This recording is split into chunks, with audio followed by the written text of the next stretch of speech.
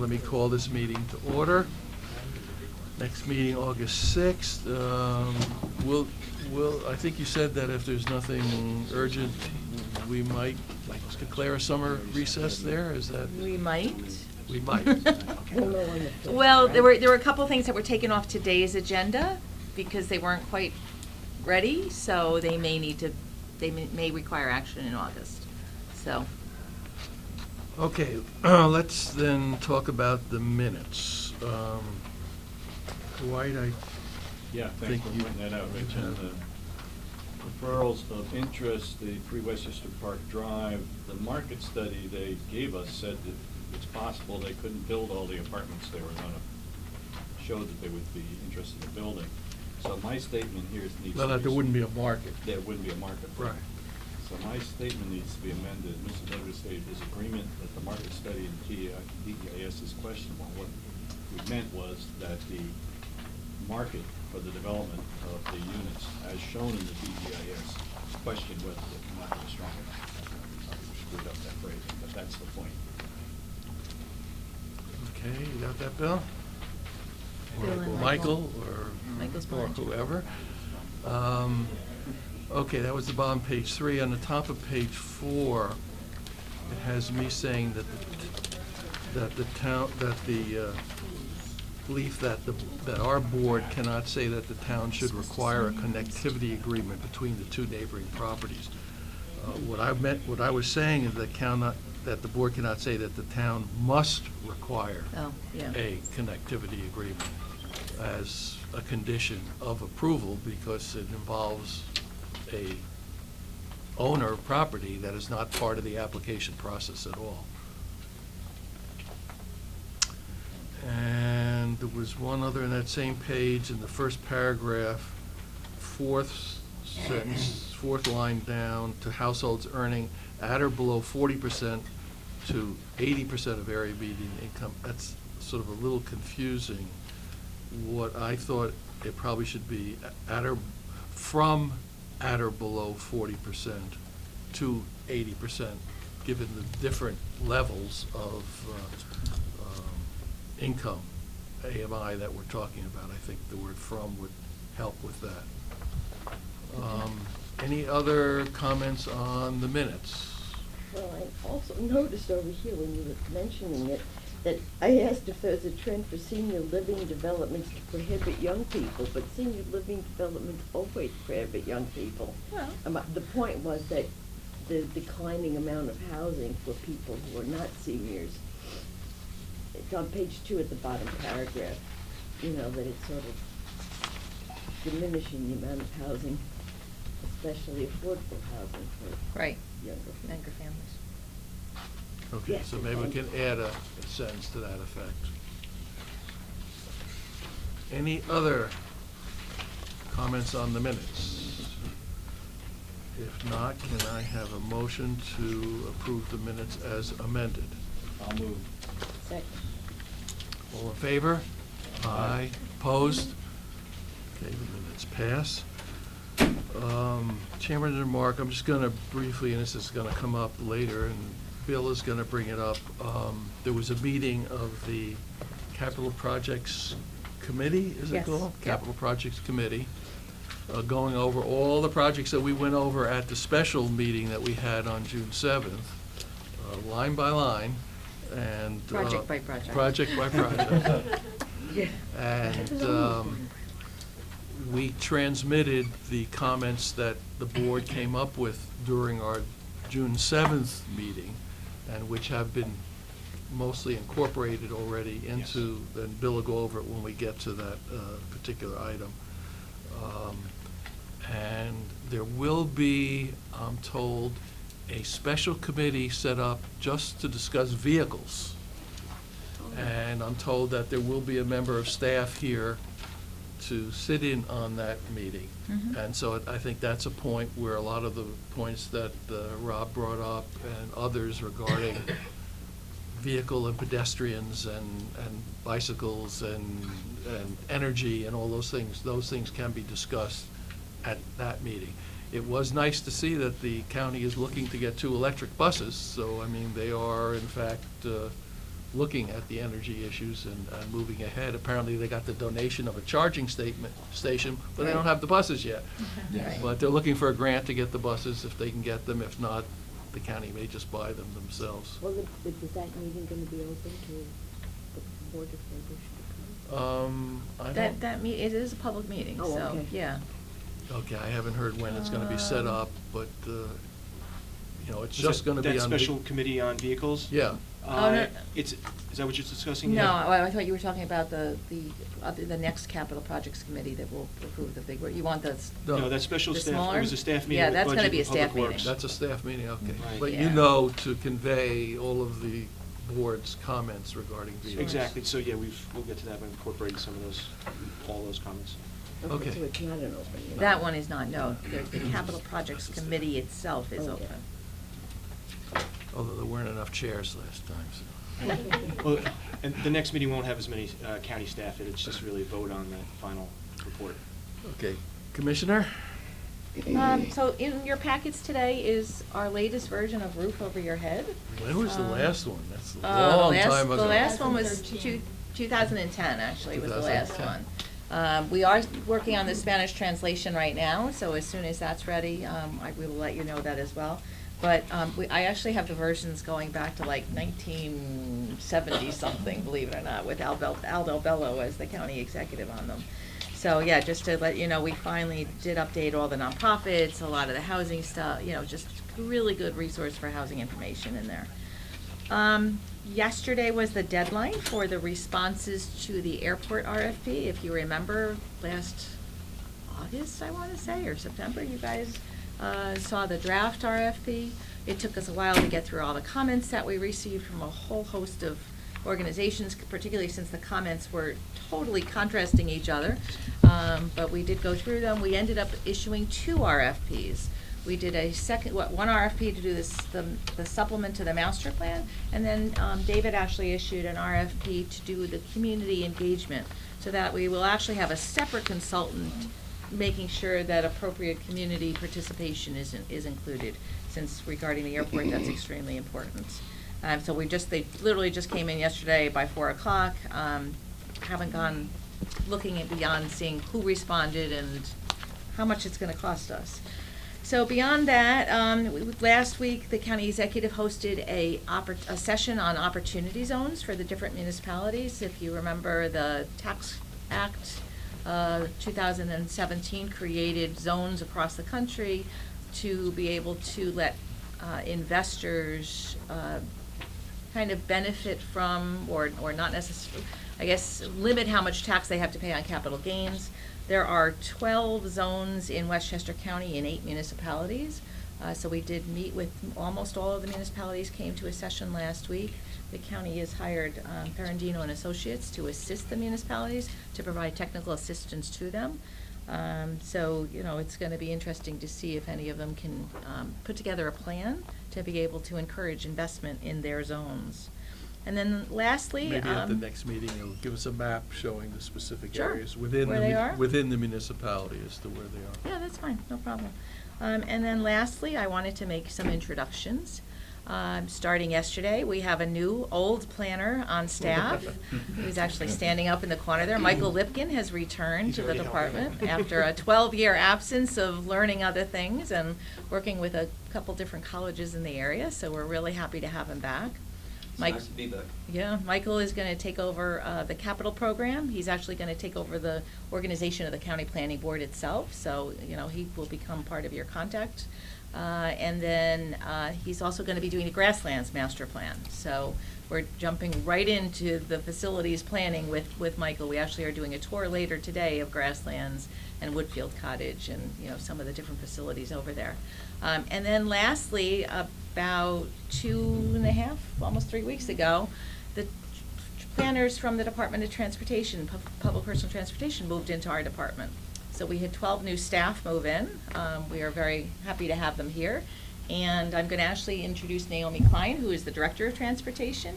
And Naomi can introduce the staff that have joined us for today's meeting, so. Well, first of all, thank you, Norma. I want to thank you and your staff for being so accommodating and welcoming us here.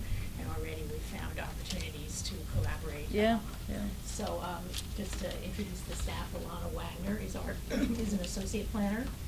Stephen Courage, also associate planner, and Laura Smotrich is a planner. And then Heather Runners is our program coordinator for our Smart Community program. And good, okay. So yeah, that's what's going on. Okay, referrals, ratification of actions taken May 16th through June 15th. Any comments anyone has on those referrals? I just had a question on the North Castle referral, the Mariani. Anyone?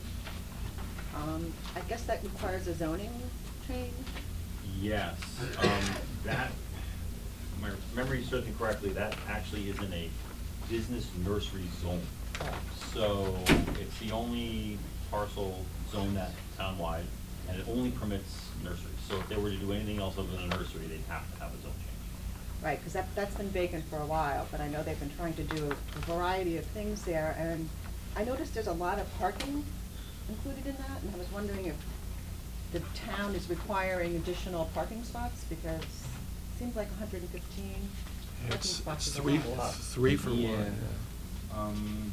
Which is good, because I think we need more parking, that's why I'm asking.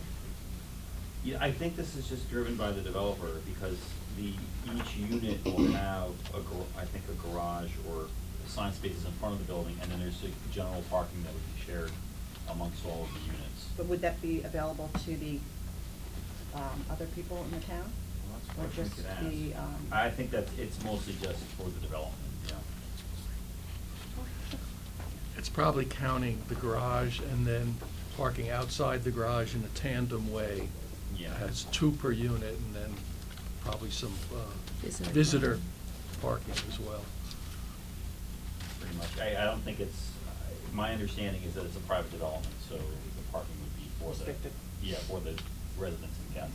Yeah, it's right next to the town hall. It's right next to and- town hall, right next to And a sports field. the too. shopping, you know, the retail areas in town, and parking is definitely an issue. We'll probably receive this again, so if you like, I can make that comment on the next, cause this is, cause they'll still have to come back for site plans. Yeah. And things like Okay. that, so I can certainly make that comment the next time. Thank you. Yes. Yeah, on this, affordable housing in Bedford, is this saying that they want to establish the fee in lieu and to allow the affordable units not to be co-located with the other units? Bedford is proposing to amend their zoning, their model ordinance, and to give a little bit more wiggle room within there, so. Oh, no, we discouraged vote it. no?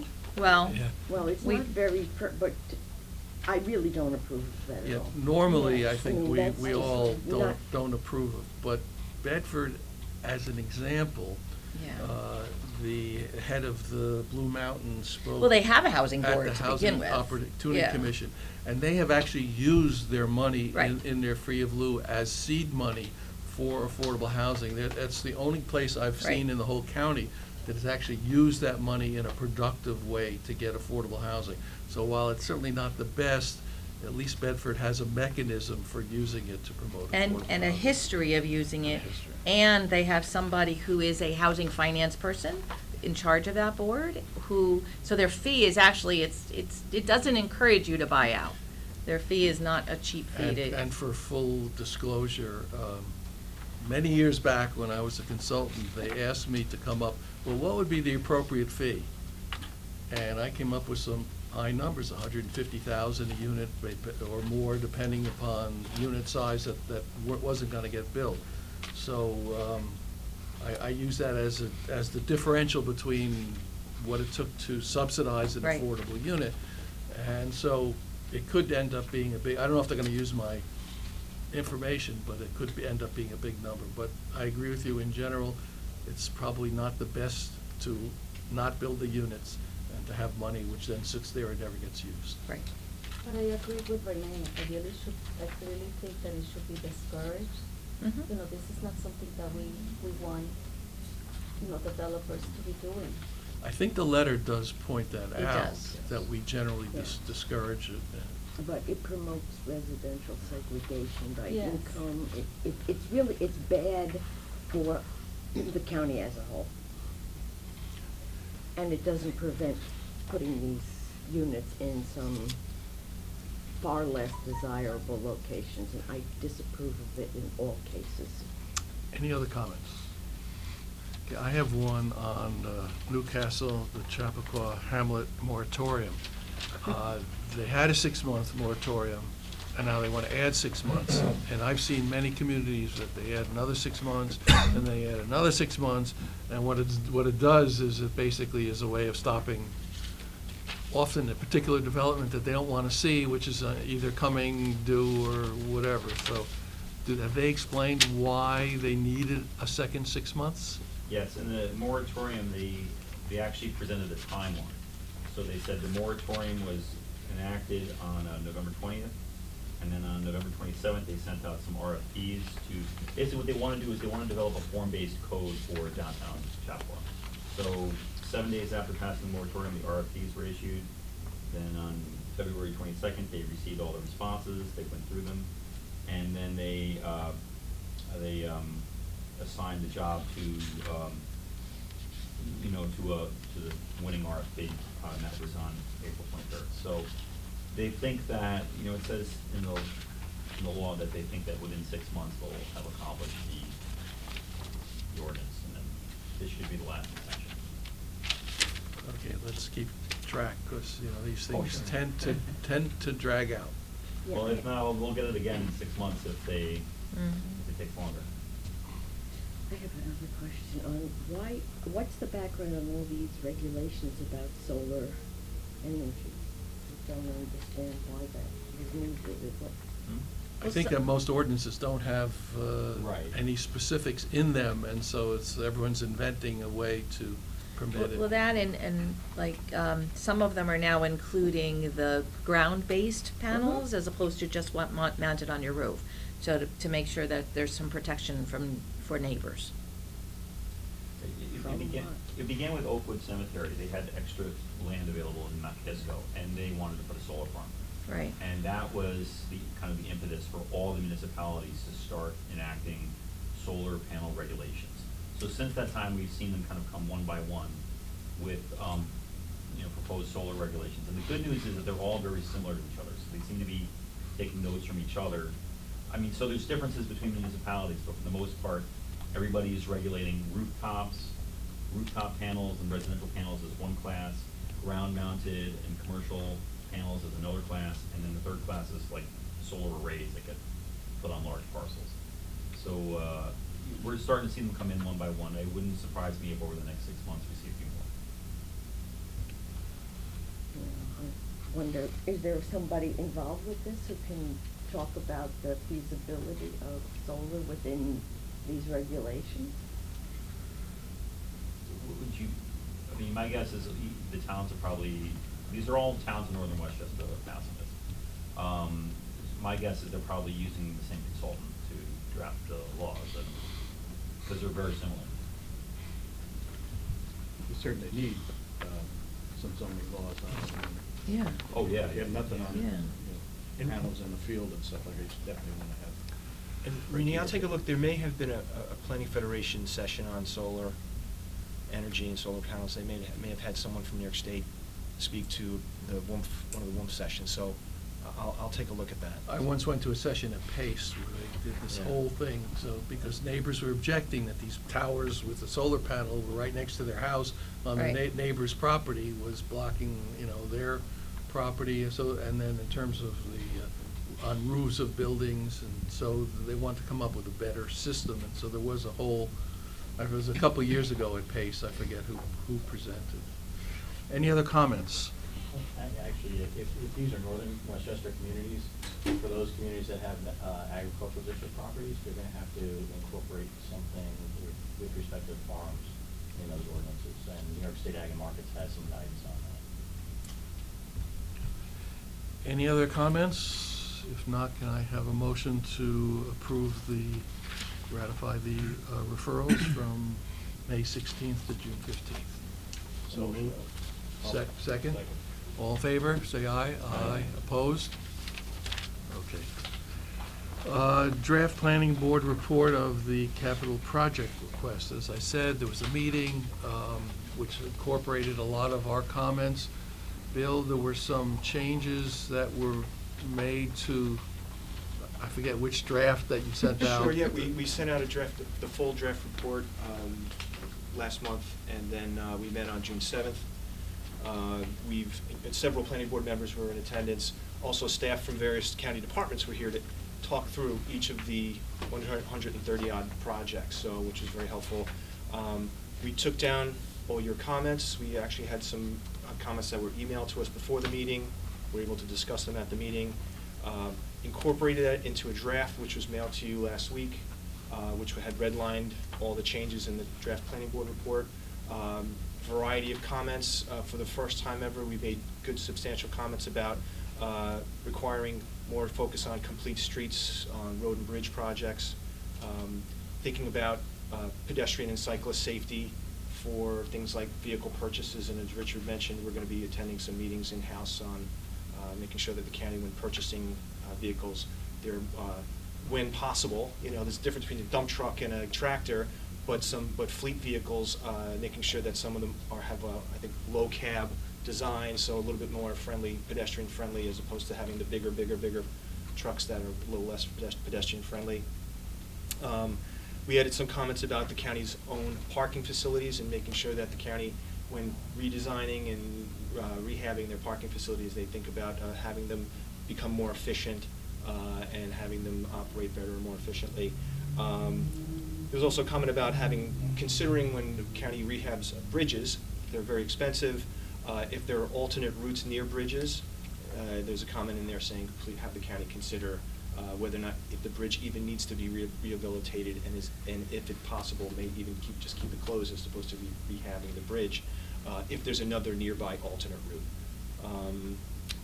There were comments about, actually a specific comment that there was a bridge over Boston Post Road over Playland Parkway. Richard had noted it's an historic bridge. We'll note that. It's going to be reviewed by the county's Historic Preservation Advisory Committee and New York State SHPO. And if possible, I know Peter gave some good input about it. It's getting struck by trucks, so we'll try to design it to have the least amount of impact and possibly, if possible, not have to disassemble the whole bridge, historic bridge. Had a comment about there's a project about computerized traffic signal modernization. It's a study. And then we had a comment about how they should consider traffic signal prioritization for buses, emergency response vehicles, and where there's bicycle lanes, having prioritization for bicycles, if possible. Again, incorporate that into the study. Richard also brought up the fact that there's a road and bridge project for Willett Avenue in Port Chester, a very complicated five-way intersection in Port Chester. We're going to ensure that the county cooperates with the village of Port Chester on that project. And also there was a comment about making sure that any kind of projects down at the MRF, the Material Recovery Facility in Yonkers, is very inaccessible to bikes and pedestrians. And when the Department of Environmental Facilities has any kind of projects down there, if we can better incorporate some sidewalks and bicycle facilities for employees and visitors down there. They don't get many visitors down there, but again, people do get there, and if it's difficult to walk there. So those are the kinds of changes that we made in the report.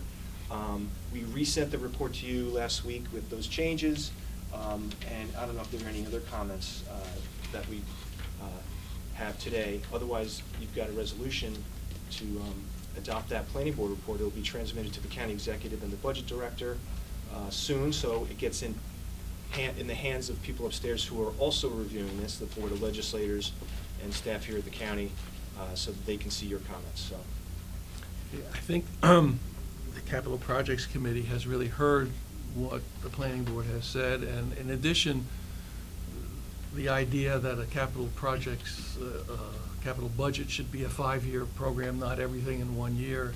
And I think they're looking at that now. They're trying to organize in the future. Right now, it's a catch-up period, and so there are a lot of things just have to be done in the first year, but in the future, I know that several of the county executive staffs said that we really do need to be able to spread out over periods of time, because you just can't do it all in one year. You not only the money, but the staff and the contractors able to do all the work in one year is very difficult. But I think they have heard what we had to say, and we'll see how it turns out. So we have a resolution to approve the draft planning board report as amended to the Capital Projects Committee. Can I have? There's two resolutions in the packet. No, that's in the implementation fund, sorry. Right.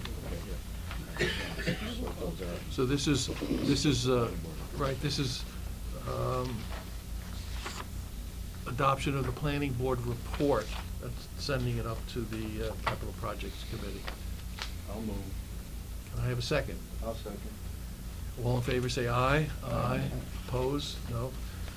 Okay, thank you, and, That's a good job. The board, oftentimes, I don't, this is the best I've heard our board on the capital projects really give some serious input in many years. I think we've had very good input on the Westchester art workshop on the whole stuff with that kind of thing, but not so much with actual capital projects. This is a very positive step. And it was helpful for the departments to attend that meeting too. It was a full Right. morning of other staff coming in and helping out and answering the questions and talking through all the projects.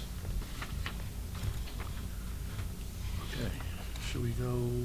No, good, just stick to your agenda. Okay. Okay, Housing Implementation Fund, 645 Main Street, amendment to Resolution 1911. Last month, you approved a total of $8.1 million for 645 Main Street development with 82 affordable units in Peekskill. It was broken down as $2,340,000 in New Homes Land and $5,760,000 in Housing Implementation Fund, BPL 1A. In order to implement this funding, we need an increase in BPL 1A by $2,910,000. Money added into BPL 1A, so we're asking for your approval of this increase. Everyone understand, we approved it, but there wasn't enough remaining Housing Implementation Fund money in the account that had already been set aside to cover what we approved. So this happens all the time, so we're just putting more in to cover Right. what we approved. Yeah, it's BPL 1A, HIF is a carryover fund. We add $3 million to it every year, and because it just piles up. And so, but based on our actual use of it at this point, the last project, this one up in Peekskill, was so large that it actually exceeded this year's $3 million and all the balance that we had, so we have to just replenish the fund. Right. We actually have 14, I think, million, under review, so we're just moving what's under review Right. forward. Okay. Oh, that wasn't clear to me initially. I thought, what the heck, the project cost money? No. It is, Geez, it's there was already a specific lot to of the money going in. capital project Thank you. itself. Thank you for clarifying. Yeah. Yep, no problem. Okay, I'll move that. second? Yep. All in favor, say aye. Aye. Opposed, say no. Thank Okay, you. thank you. Thank you. Okay, next, new homeland acquisition, 1621 Lincoln Terrace, Peekskill. Hi, this is a small transaction under New Homes Land Acquisition. We're seeking approval to buy a 3-unit occupied building in Peekskill. We usually only use New Homes Land for land, but as I'll explain, we believe that this is something that deserves to be approved to convert to affordable housing. The building was built originally by Mount Olivet Baptist Church, and they established about 27 years ago a housing Development Fund Company to build this building. It's a 3-unit family apartment house in, in Peekskill. It's down in the middle center part of the map. It is a block off 202 and 2 blocks from Main Street. So it's within 1 block of 2 Beeline buses on 202, and within 2 blocks of 4 Beeline buses on Main Street. It is west, for those of you who don't know Peekskill, it's about a mile west on 202 from the hospital.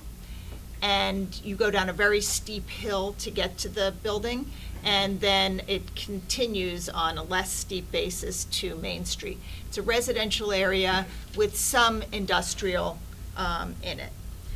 The church is at the point where they need to raise funds and they want to sell the building. The HDFC has been managing it well, has a proven performance record for over 25 years of managing the building, and the HDFC wants to buy it. Otherwise, it would go on the market at market rate, and they want to keep it affordable. So we have been asked to give money under new NHLA to help to purchase the building. In exchange, they have agreed to let us file a declaration of restricted covenants to keep the building at to establish the building at 50% of AMI. Right now, there are no restrictive covenants on the building. And also, they've agreed to keep it in perpetuity affordable, which we usually only get 50 years, so we were happy about that. We're also happy about the fact that these are family units, which are very, very much needed in the county. And they're actually pretty large. The 3-bedroom is 1,950 square feet. The other 2 are 950 square feet. Yeah. So as you can see, at 50% of AMI, it would go from 2 people at 48,150 up to 6 people at 69,800. So it's also lower than what we require for NHLA. We usually require 60% of AMI. So as you can see, the amount that they're asking us to give works out to be, it's $305,325, works out to be $101,000 per unit, which is more than we usually give, but the total debt on the units, the purchase price would be only $131,775, which is a very good price for family units. The HDFC has donated all of the money that it has built up over the years. And you can see that the HDFC has built up that money by managing the building, so they've done a good job of managing the building. We had our inspector go and look at the building, and it's in pretty good shape. There's a few minor things that need to be fixed, caulking around the windows, smoke detectors, things like that, and we will inspect again and make sure that those are taken care of before closing. This is a picture of the building. As you can see, it's an attractive building in a nice family neighborhood, and it's fairly large. Does anybody have any questions? I think we have to give some props to Peekskill. They Yeah. seem to be the Yeah. municipality in this county that are stepping up for affordable housing. Just And they were not even in the overall lawsuit. So this is all on their Are there own. tenants in the building now? Yes, They're just yes. gonna That's stay a in good the question. building and- There are tenants in the building now. Right now, all 3 families have Section 8 vouchers. So when they moved into the building, they would have had to have been at around 50% of AMI.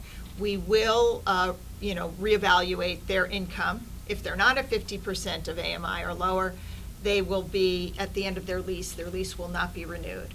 Also, going forward, Housing Action Council. Yeah, no, that's- At the end of their lease. Oh. No, we said they're not gonna get displaced. The 3 families that are there right, now right, will yeah. not be displaced. Yes, sorry. Right, new Right. people will have to meet the Yes, I'm 50, sorry. but Yes. but the people who are there can stay Yes, 20 more I'm years. sorry. And we did actually make sure that the financing works so that Yes. even if they don't get Section 8 in the future, the Mhm. building can support, It's can sustainable. operate at the It's 50% of AMI, not just relying on the Section 8 rents. This Yeah. came up in the Rybrook affordable housing in Belfair, where it was for teachers in the Blindbrook system, and there was a divorce, and the teacher left, and they were evicting the family from the unit. Well, they said you have another year to stay, and they were planning on, I don't know what ended up happening, but that was, they said, sorry, that's the rules, and, you know, you gotta move out.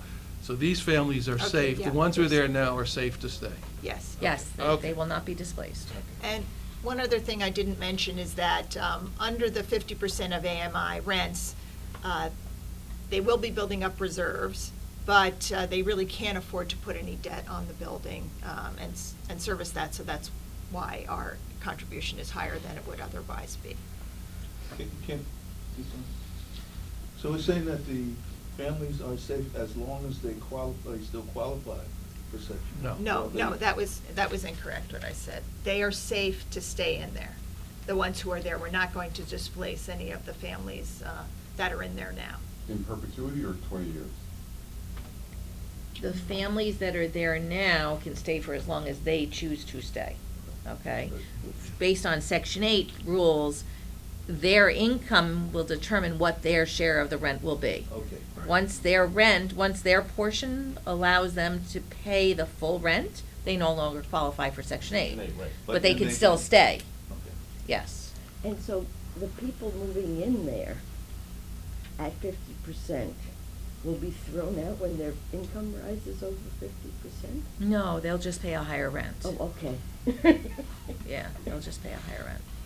That's the initial Yeah, intake. Right, Right, you have to be but I'm income just- eligible at the time that you're Right. signing your lease. So, the idea is once your housing is stable, your life will improve. Right, and that's, so they finally get on their feet and then they get Right. evicted. No, Well, we at don't- that we don't- point, no, but at that point, they may They should look move on uphill. I mean, to. Well, they may- Yeah, if they on make their enough own. income Not that they can, don't Right. have to stay in the Right. It's a affordable nice- building, it's a they can nice go building somewhere It's else. a nice building and it's a Right. huge apartment. Right. Nin- And it's 1900 right around the corner from a 1900 square park. feet It's is a really practically a nice house. place. Well, it is a house. Any other questions Yeah, on no, this that's good. particular That's issue? good. Okay, can I have a motion to amend the capital project No, of 2019 go ahead. to incorporate this particular development? Yeah, the capital budget has to get amended to actually put this address in The it. specific That's why it's development. called an amendment. Yeah, okay. Okay? A motion. Okay. Okay. Second, all in favor, say aye. Aye, opposed, no. Thank you. Again, props to Peekskill. We had really one really exciting project, a affordable artist housing project on Main Street. We had open studios, so we Oh, had yeah, toured yeah. through these, and it's spectacular. All the artists qualify as moderate income, and artists generally do, by the way, not just in case you want. And the development has these wonderful loft areas and it's just spectacular stuff. And the population in there is such an interesting mix of people. It's also like over 20 years old, though, I think. No, that's a. No, you're This is thinking new. Art This is a Loft. new I was thinking Art Loft. This is Yeah, new. this Art is Loft the was on Arts Central Avenue. Lofts That- on Main. this is new. This is a Ken Kearney project. We just spectacular. And there's performance spaces inside. There's studio spaces. There's Residential too, right? They have all. yeah, they okay. live. Yeah, it's a live live- workspace. live Same thing workspace. downtown on like 14th Street. Yeah, pretty nifty stuff. Maybe the Housing Opportunity Commission should think about giving a commendation to It should. Peekskill for It should. all of its, they're doing this all voluntarily. They were under no court order to do any of this. Okay, flood mitigation, Hillside Avenue Bridge. Good morning. Today we're going to talk about replacing the Hillside Avenue Bridge in the village of Mamaroneck.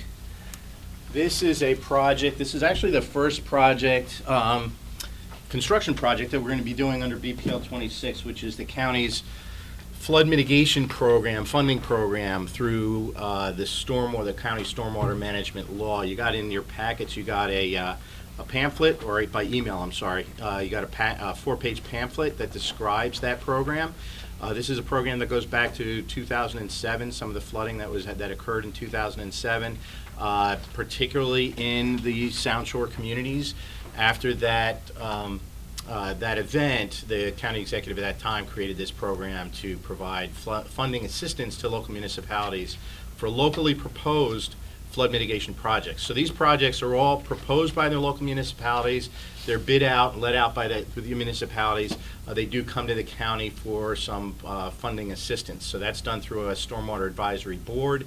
This project was submitted to or presented to the stormwater advisory board back in November of 2016, and we're finally getting around to doing a construction project. Most of the projects that we've done or we've looked at as part of this program, we found not to be construction ready. So you'll see a lot of, actually this board has approved last year some funding or capital budget amendments to fund studies, the Hutchinson River, along the Hutchinson River, and then Avon Circle in the village of Rybrook. This one is actually going to be a construction project. So this is going to, what this project is going to do is it's going to increase the span, if this thing works. So they increase the span of the bridge here. So that's going to be widened about 6 feet. And then also it's going to flatten this archway. So this is the wall's going to come up. This whole area is going to become much larger for the Mamaroneck River to flow through it. And I've got some location maps here. Does the water ever flow high enough? Oh to yeah, hit the you'll see the flood map. This is a yeah. It goes over the top of the it comes bridge? over the top of the bridge. Yeah. Yeah, or over the like the abutment of the bridge, the top of the bridge. More Yeah. capacity.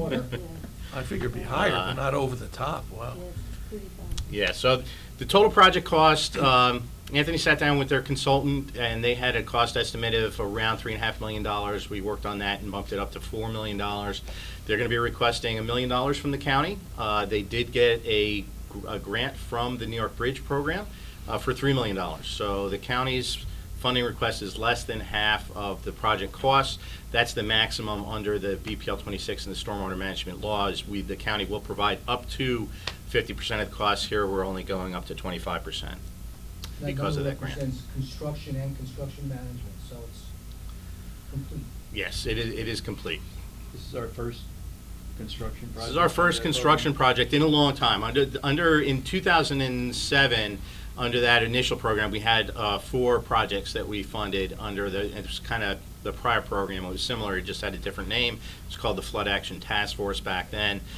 We funded projects actually in the town of Mamaroneck at Gardens Lake, the city of Rye at Bowman Avenue, the Bowman Avenue Dam, did some repair work there. Low Park in the village of Tarrytown, which just finished this year. And then we also participated in a study with the Army Corps of Engineers of the Mamaroneck and Sheldrake Rivers in the village of Mamaroneck. This bridge project is mentioned in that general reevaluation report by the Army Corps of Engineers, although it is not technically part of the Army Corps project. The cost of replacing the bridge would have really killed the benefit cost ratio for the Army Corps project, but the village did decide to pursue this on their own, and we're happy to provide some funding assistance to them. This is Hillside Avenue here. This is the Metro North Railroad, I-95, the thruway, and then Hillside Avenue comes through here. The Mamaroneck River runs right through here, through the village there. You can kind of see it there. And I'm going to zoom in a little bit more, and you can see this. This is the floodway boundaries, and this is the 100-year floodplain. This is the 500-year floodplain over here. But you can see how really big it is. This goes out about almost 2 blocks here, and that's the entire 100-year floodplain. So all of these properties are in the floodplain. These properties in particular, along the east side of this street here, they're all in the floodway, so they are extremely limited in what they can do if they ever want to rebuild. They would have to elevate significantly out of the flood zone, which would be a huge cost. So This project at, $4 million will help mitigate the flooding in this area, and it is less expensive than doing buyouts. There are just so many homes in this floodplain in this area. I think you're getting a decent value for the investment here. Although this will not eliminate flooding, it will reduce it. So I can't remember what they said they were going to reduce it to, Anthony, but I think they were talking about a 50-year storm or something like that. So the area will still flood. It will just be much less severe and much less often. This is just a little bit of background on some of the flooding damages that have occurred in the village. A lot of these properties in this area are they're labeled or identified as severe repetitive loss properties. That means they have had more than 3 damage claims in 10-year period, or one damage claim exceeding something like 50% of the value of the homes. So these properties are all severely impacted by flooding now. This project should help them, particularly the properties upstream of the bridge. This is just a list of some of the projects, the mitigation projects that have occurred and impacts and projects that have impacted flooding in the village, including some of the development over the years, as well as some of the modifications to the Mamaroneck River. You can see Hillside Avenue Bridge was built in 1936, and that's what that ended up resulting in causing a flooding problem. Yes, yeah. It probably didn't flood too much back then because of the bridge, but it's certainly flooding a lot more now. The Army Corps study is currently has been completed, and it is been finalized by the Army Corps. They're proposing funding for construction through Congress now. They have a small authorization for some additional funds that were under the project. There's just not enough money to do any real construction with this. They have so we are looking at, again, this project was studied by the Army Corps but not included in their proposed construction project, which consists primarily of realigning and channelizing a portion of the Mamaroneck River, as well as some modifications to other bridges closer to the downtown area of the village. I think this is just some of the benefits of the project. This is also a project that the municipality included in its hazard mitigation plan. So this is a project that the village has been very interested in for a long time. They were fortunate to get a nice grant from the New York Bridge Program, and we're looking forward to actually doing a construction project and seeing how that will be done. Just so you know, like Anthony did mention, this project, or the bridge, was built in 1936. It is a WPA bridge, and SHPO has been consulted. All of the stonework from the facing of the bridge will be saved and reused with the replacement bridge. So the entire thing is taken out. We're going to be putting a new bridge in, but that stonework will be used to hopefully replicate as much of the existing character of the bridge as possible. And it'll be higher up. It will be a little bit higher up. The roadway won't really, because it's kind of like on a hill there, so we can't raise the road too much, but definitely the culvert underneath the bridge will definitely be bigger. So that the area for the water to pass, underneath the bridge will be larger. The approach from the Mamaroneck Avenue side gets adjusted, and that helps in raising it, because they're saying that on the other side of the road, the other side of the bridge is actually much higher, so we can actually raise it and then level off. Yeah, go back. But it is surrounded. It's surrounded by residential, so it's not like they can blow everything out. This has got to be. This is a large hill here, and then work. even this portion of the bridge is a ramp up to the bridge. So these properties along the river, I just lost my battery, are really low.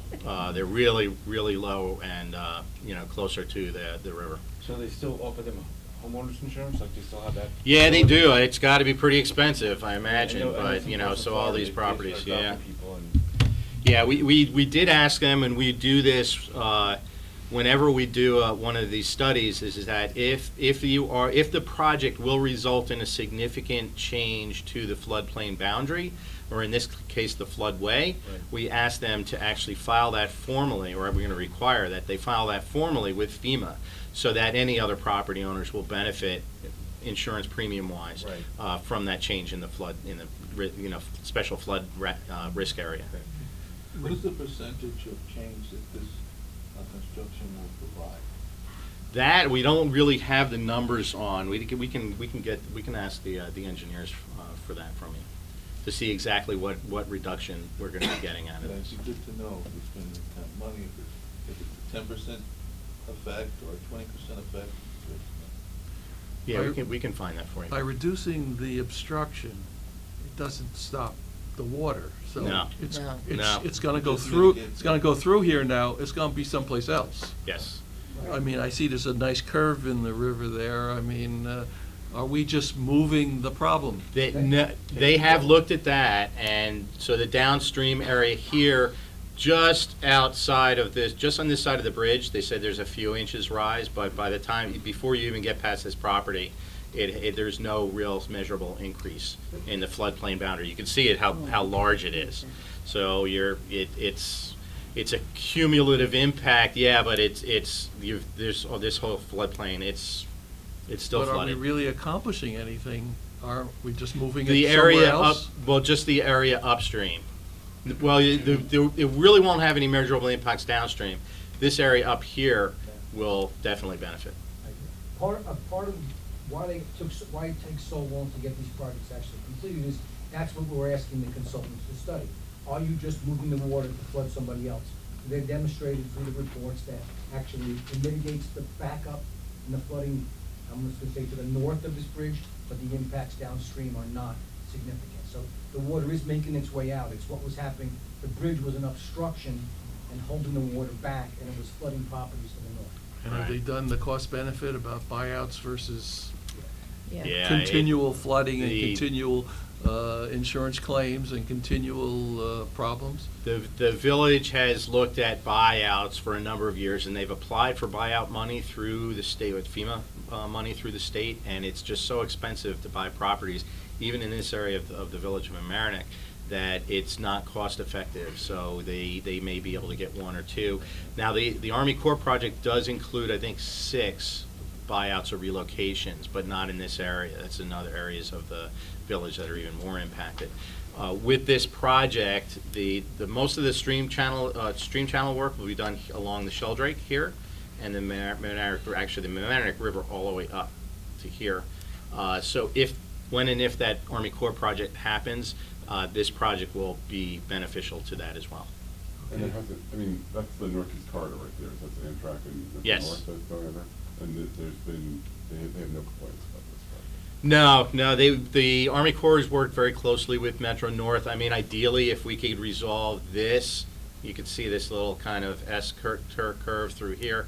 That would be great, but they didn't even look at that. The Metro North would be digging another tunnel underneath the New Haven line is not going to, it's just not going to happen. So, the Army Corps has looked at ways to reduce this back up here, through this confluence, not only the confluence here, but also this little kind of curve through that underpass under the railroad, by putting a small tunnel or sluiceway right in here through that parking lot that's right in this area. And that's part of the project as well.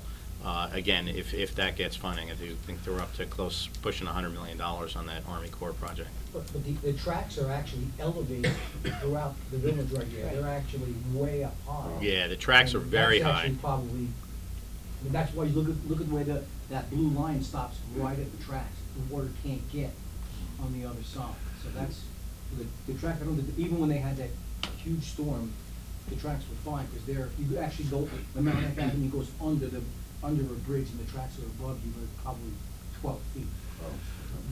Okay, thank you, David. How many homes are there?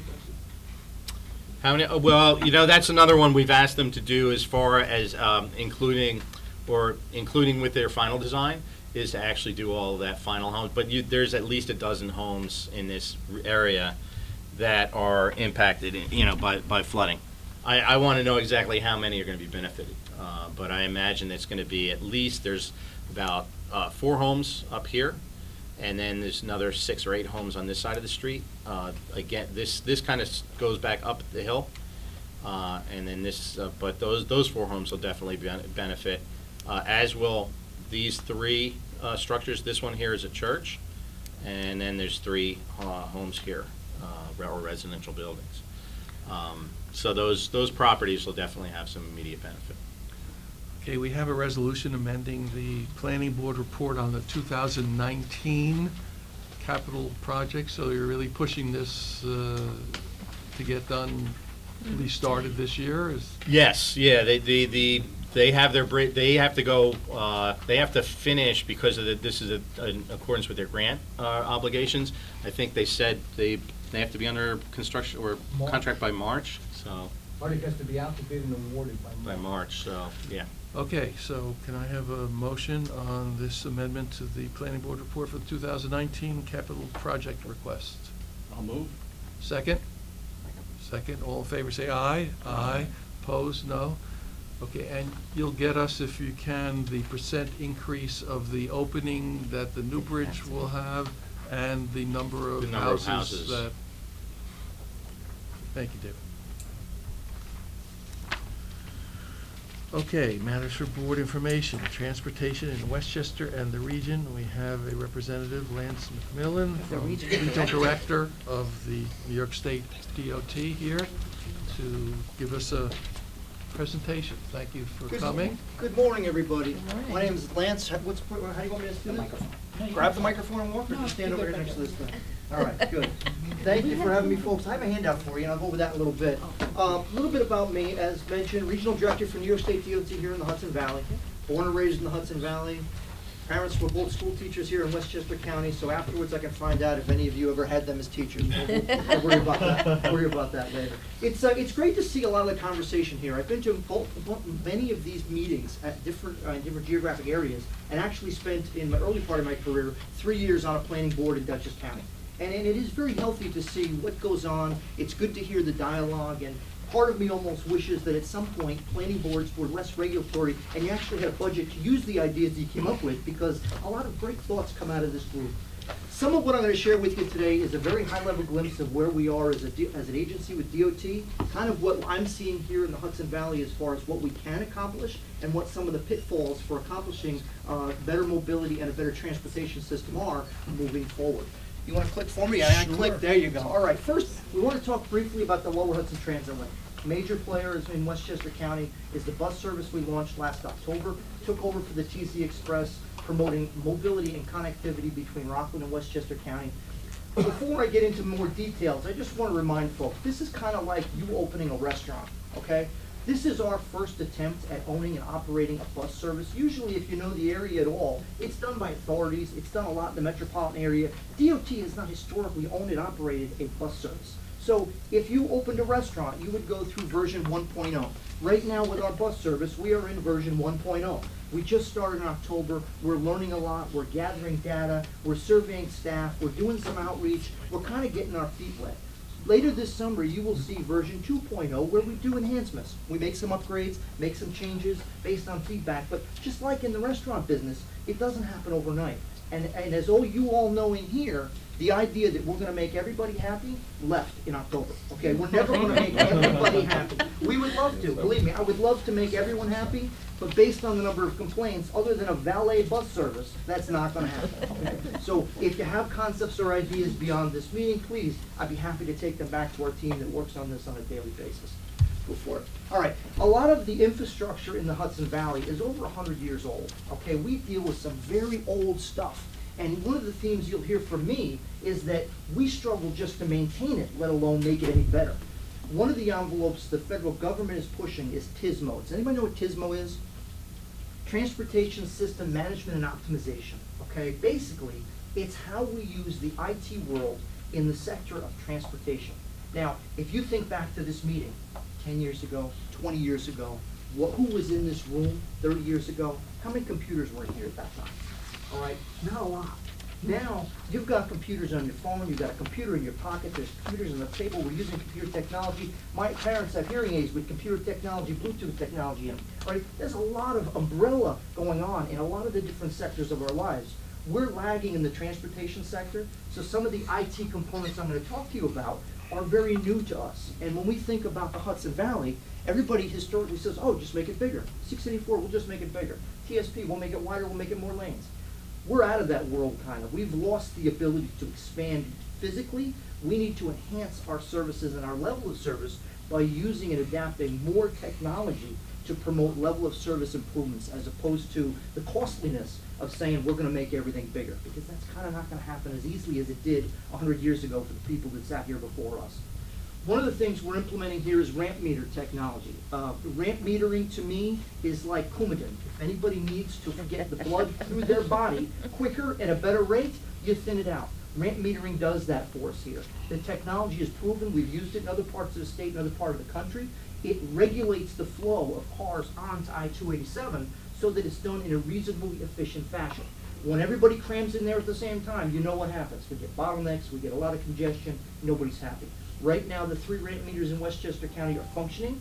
The residents of Westchester County are adapting to their use. We get a lot of, what's this? Unfortunately, I can't do a 101 at every driving school where we say this is a ramp meter, but we are trying to push through DMV to get some of these things on their licensing tests so people understand the technology. Because our kids and our kids' kids are going to see more of this in the future and less of the just point and shoot type driving that most of us grew up on.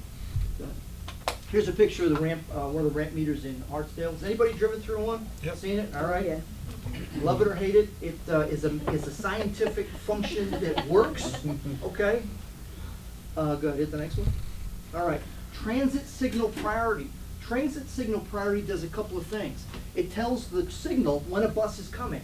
So if it has to hold the green a little longer to get a bus through to improve efficiency and optimization, it will. If you hit the next one, it also will give the bus an idea of what's going on. You'll notice that some of the intersections, these little funky signals, that's really for the bus driver only, that tells him when he can do a transit jump. If you hit the next one, it'll do the Q jump as well. He can move over to that right lane and get a head start on traffic going through the interchange. For the timeliness and efficiency of the transit world, it works very well.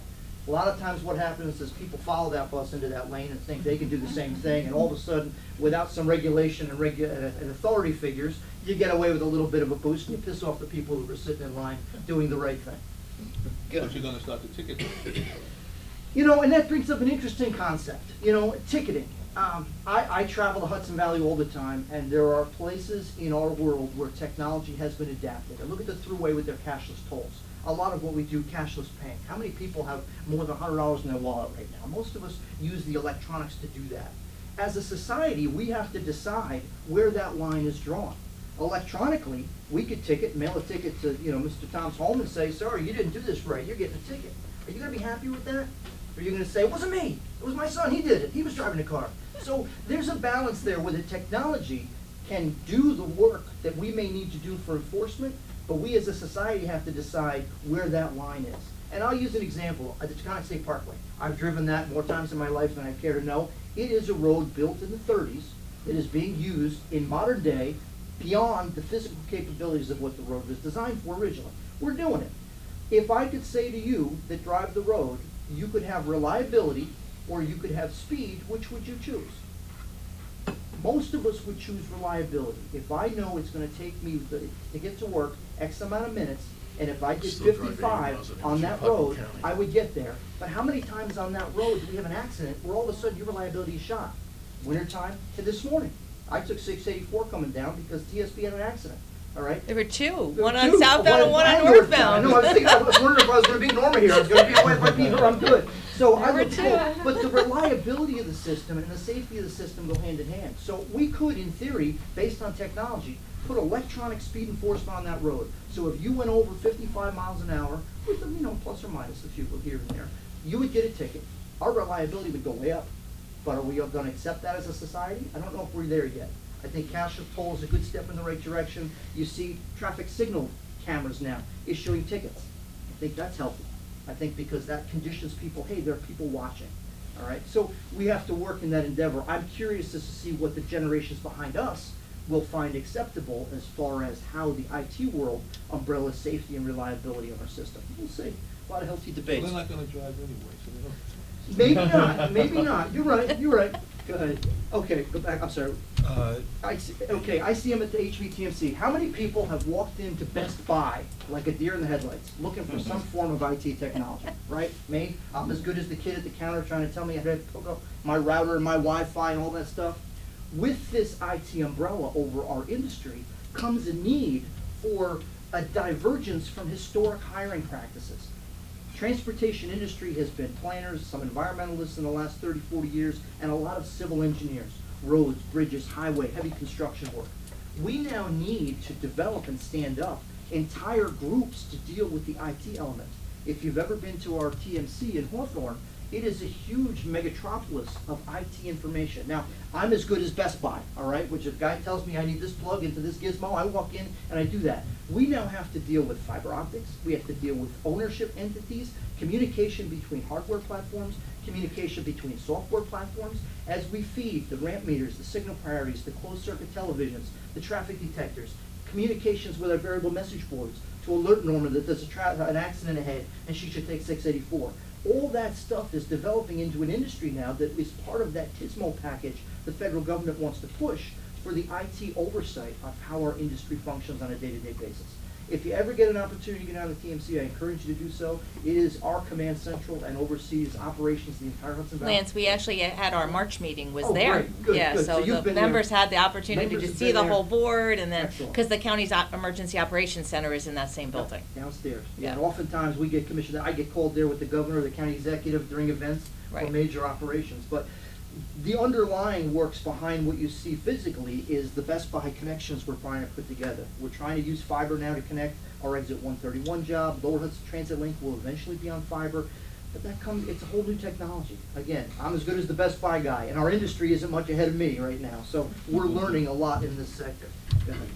This ties into that integrated corridor management. How do we take what's going on in the system and provide a reliable data for the people that use it? Can we alert them through Google? Public-private partnerships I see as being huge for us down the road, because I don't want to have to reinvent what Google does. I want to partner with Google and use their information so we can alert you, hey, we're seeing a delay, here's where we go.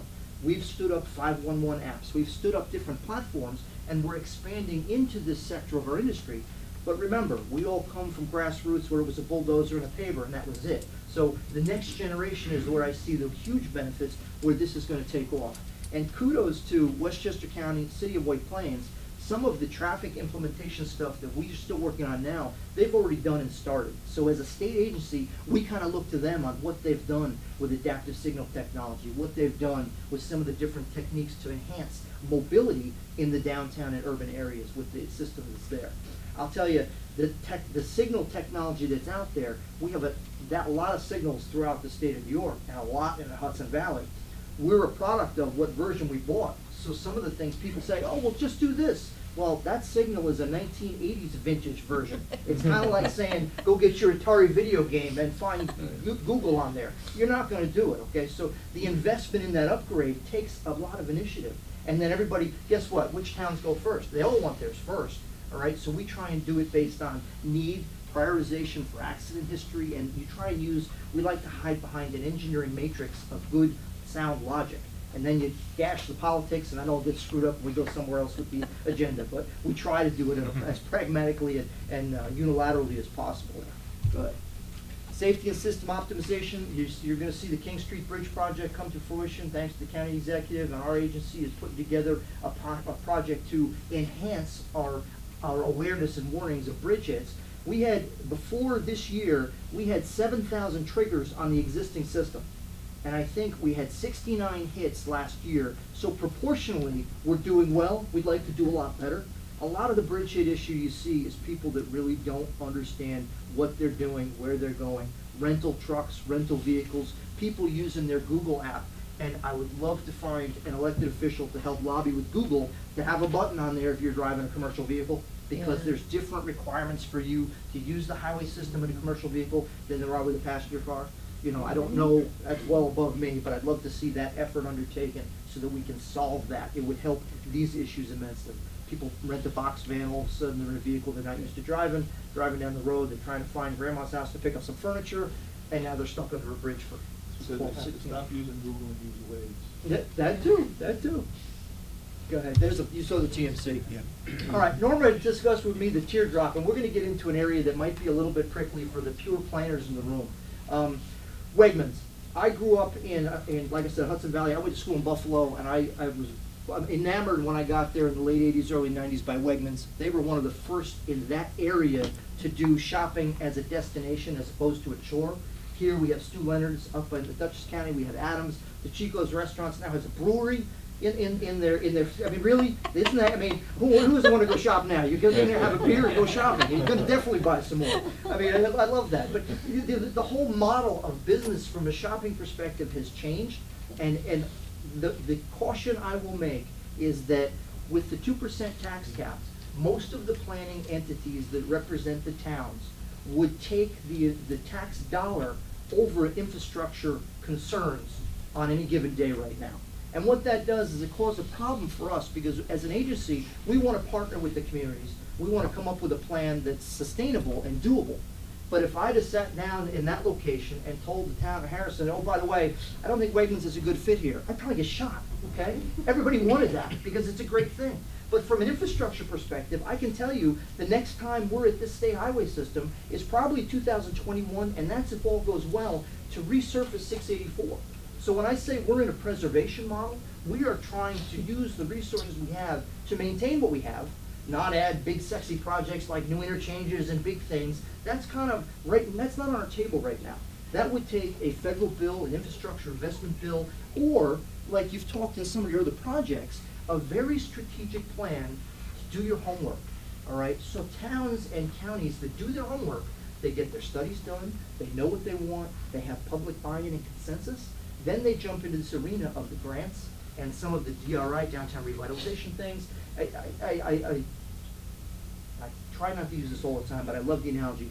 The Hunger Games of funding for local projects, all right? Because that's what it comes down to. It really does. Nobody has excess money. Nobody's sitting on fat cat reserves where they can do the infrastructure development. You either go after the money through the Hunger Games, where you got to have a plan and you got to show them that everybody's on the same page, or you wait for us to do it. And I can tell you, we're not going to get there. Unless it's a highly political item that gets pushed all the way up the ladder, our plan right now is to try and maintain what we have. And there isn't a town in the Hudson Valley that doesn't contact me once a month. When are you going to pave this road? When are you going to do with this bridge? What are you going to do with that sidewalk? We can't keep up with the rate of degradation in the Hudson Valley versus the amount of resources I have available to try and sustain it. And you can see it in any town you live in. You can drive any of the state highways and roads, and you can say, hey, Paul Finer's probably calling Lance. He calls me about every road. that's a whole different story. He and I try to work out deals where he goes on hiatus for a month if I get something developed. So, long story short is, like I said, infrastructure here, specifically in Westchester County, is very old. It takes a lot more to maintain an old house than it does a new house. So as an agency, we're struggling to maintain it. The pie-in-the-sky plans and a Wegmans and a new interchange and things, those are outside our field of view right now. We need to get a close alignment with the town or the county and go through the secret process and try and build on a master plan or a relationship for these complex corridors. Otherwise, it is what you have, and there is a grand scheme to improve upon some of the mobility issues we struggle with. Well, there actually is an interchange for Wegmans. It's just blocked off. Right. Well, and again, we could, that's very useful. and we could step outside of my purview and go to the federal government, and they regulate, and there's so many different entities that weigh in on those things. But I think collectively, as a combined entity, we can go after some of those. But when I hear about a project development, when they're into construction because it didn't touch a state highway system, let's move over to the western part of the county and just click to the next slide, if you would. And we'll talk about Wegmans. We'll hit that, hit the next one. We'll talk about the GM plant. Think about this area, okay, for a minute. Tarrytown, Sleepy Hollow. Anybody not see an issue with congestion or traffic management there? I mean, it's a nightmare. I get calls, well, everybody, they want to bike, they want to walk, but everybody wants to get down Route 9 at the same time. And until somebody can email me the pixie dust password or whatever it is for me to just fix that, it's a problem. The GM plant, that yellow area over on the side, is a prime opportunity for some great development. But my concern is that if pushed to its capacity, it's going to further gridlock this area, and they don't connect directly to Route 9, so they technically don't have to come see me, okay? The planning board in similar issues, a lot of them are very good. Hey, this is gonna have impacts, we want a traffic study, we wanna get DOT on board, so we can all see the same thing. That's the best case scenario. Other ones, tax revenue, sold, away we go, and then we show up 2 years from now, when everybody lives there, nobody can move, and they want this thing to, again, fix, we're done. Just widen, make it 6 lanes in each direction so everybody can get from the GM The plant. Route 9 bypass was proposed 30 years ago, maybe? Yeah. Not going anywhere, I Well, guess. and it's great you said that, because we're gonna jump on our next slide, the DRI in New Rochelle, hit that one. Let me go back first. Significant projects in Westchester County. You heard me mention before, a lot of the projects you see on the handout that I gave you, they're not sexy. They follow what I'm talking about as preservation model. You'll see a lot of maintenance type operations on there. A couple of the ones that I do find interesting, the bridge strike prevention. I-684 corridor study, Ravensdale Bridge, 9A bypass is similar to the bypass we've talked about for a long time. New Rochelle Downtown Revitalization Initiative, Pedestrian Safety Action Plan, and Empire State Trail. Go ahead, the next one. All right, Bridge Hard to Strike see. Prevention Project, we talked about this. A lot of technological features coming out to try and offset people hitting these bridges. A lot of IT components to this that are very heavily laden with utility involvements, connectivity, awareness. Westchester County PD is actively involved in the enforcement, but we are working through the trigger mechanism on how to get them. Other than having somebody sit at the bridge, we want to try and streamline it so that we can hold people accountable and make people aware so they don't tie up traffic. Go ahead. Corridor study. If you've ever come from Danbury into New York and come south on 684 all the way to the Sawmill, it's a cluster. People can't get out of 684 to get back into Connecticut, or get from 84 down to the southern part of Westchester. We have a Metro North option or a contingent we'd like to work on in the Katona area. Sawmill River Parkway interchange. I don't know whoever thought up that multi-lane swipe and offset. We want to look at that to set ourselves up for enhancements in the future.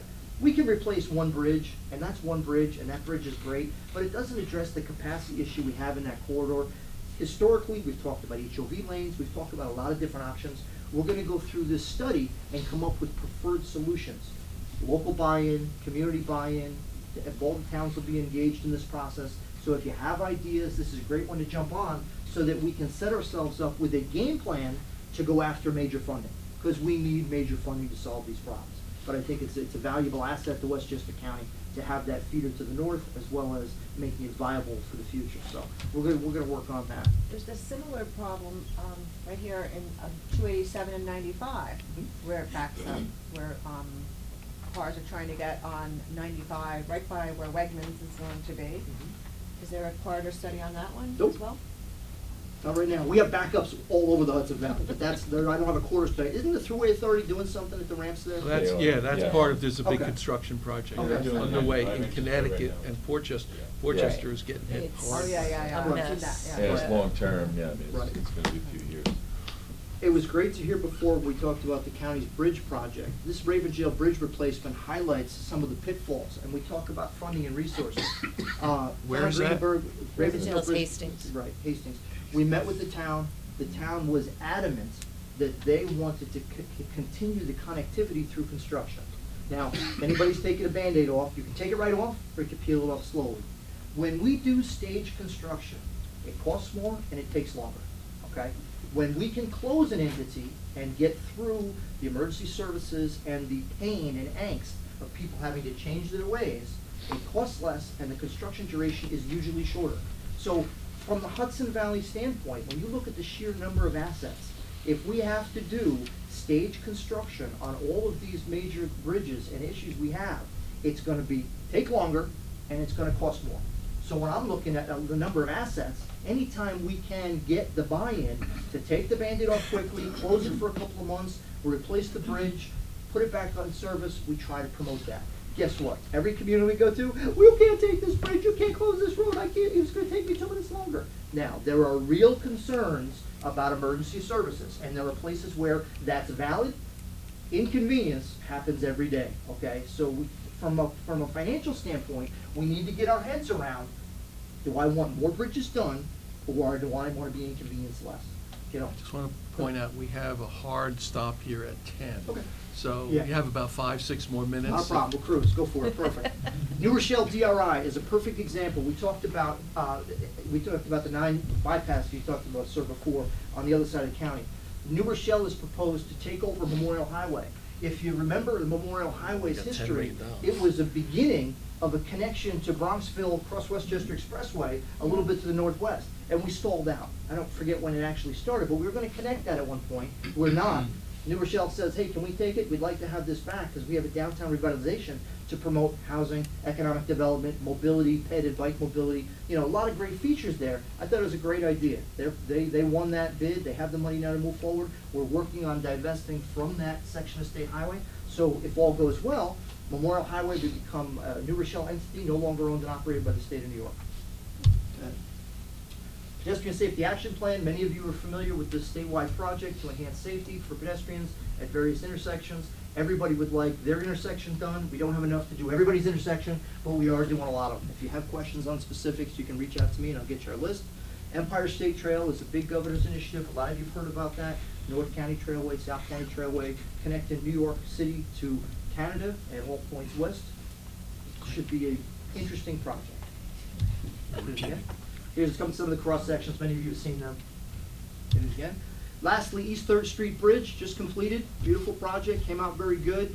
Again, a lot of pain, a lot of inconvenience, but the finished product is something that will serve the community for decades, if not half centuries to come. Where's this? East 3rd Street. Mount Vernon. Mount Vernon? Mount Vernon, Pelham. Okay, yep. Got it. That's it. Do you have any questions that I can't answer? Actually, Rob, sorry? One comment, Connecticut DOT just replaced the bridge at exit 9. Yep. 2 weekends. It done. might be Yeah. too It big. was great. Yeah. They finished did early. say- Okay. Is it possible to Dropbox. email the Or presentation? Dropbox it. Or do If the it- one- if- Provided it won't be used against me in a court of law, okay? So- PDF, or else. Yeah, that's We'll, You said you were gonna fix 84, 684 we'll ramps, post it, right? yeah. That's what you said? That's in that corridor study, believe me. Yeah, believe me. And believe me, where the Taconic keeps going to become the, you know, Yeah. but merges with the Sprain, you wanna talk about another, but the Yeah. ramp from the Sawmill is coming on? Sawmills, Dave Like, Sprain. We've looked at, now what are your thoughts? That is crazy. There's a couple issues there. With the Taconic goes Southway, we just had a BMW rollover that went viral, caught by one of our help trucks. BMW was in the right lane on the TSP southbound over the Sawmill, went to, realized the lane was ending, went to merge, hit the back of the help truck, rolled over, and thankfully everybody lived. But it highlighted the issue of 3 lanes south on the TSP. I Right. think I can sustain that. Right now, you have the Sawmill comes off with a double ramp. 2 lanes, So I'm right. looking at, can we cut that down to a single ramp, keep 3 southbound on the TSP for safety features? You may see that evolve into a project, and in the future, get added to a paving project. The red light camera on the ramps, like the one in Yep. Ardsley, do they have mechanism, I mean, if you have enough, it could back up across the, you know, the other road, the Knollwood Road, I guess it is, it could back all the way up. Is there some mechanism that it counts the number of cars that are backing up and so it won't cause that backup? That's a good question. I think they can put sensors further back in the road to acknowledge that queue. I don't know that we're built out that far yet, but if that is happening, send me something, I'll have a look at it. We're just, you know, like I said, we're Restaurant 1.0, we're just getting it built. If there's impertinences and improvements that can be made, if we're seeing a delay at one location, that might be able to get I built haven't up. seen it during rush hour, but I have seen where there are cars backed up, but not all the way up to Knollwood Okay. Road, but that would be. If it's a safety That would be issue. a problem, Yeah. because then, right. Yeah. Do you find that you're using more wireless technology in order to implement some of these things? I asked the question because we're all talking about wireless towers being put up, so the importance as to how it's being used, we need to be more aware of that. We are, some wireless technology is integrated, but what's interesting more so is the security on those platforms. We had one of our traffic signal preemption units was having a hardware issue, and they were checking who was accessing it, and they had left the security portal open so they could get in and monitor it and work on it. It was getting hacked and hit from all over the world. For some reason, very weird. So the security around some of those features needs to be incorporated into how that access is done. And again, you're outside my purview of expertise. That's for the IT guy probably down the hallway right now that can tell us, you know, what's best. For us, sometimes hardwired is a little bit easier to manipulate because you have a solid connection. But you gotta break up roadway in order to do that. Okay, last question. You said you get a number of inquiries. How do you prioritize? That's an open-ended question. It depends on what the inquiry is. And when it comes down Who's your to, representative? and the case in point for paving, right now, we had $10 million to pave on the TSP, we're doing the Peekskill Hollow Road section. Number one is the number of customers it serves, but that's number two. Number one is accident history and safety. We usually go after the safety features first, and then the AADT. If I have two roads that are both not safety issues, but one has a higher volume, that road will serve more of our taxpayers, so that sometimes gets the nod over the other. Okay, can I have a motion to adjourn, and then maybe if you're willing to stay a few Yeah. more minutes, if anyone has any questions after the meeting? So can I have a motion to adjourn? Second? Second, all in favor? Aye. Opposed? Okay, thank you very much.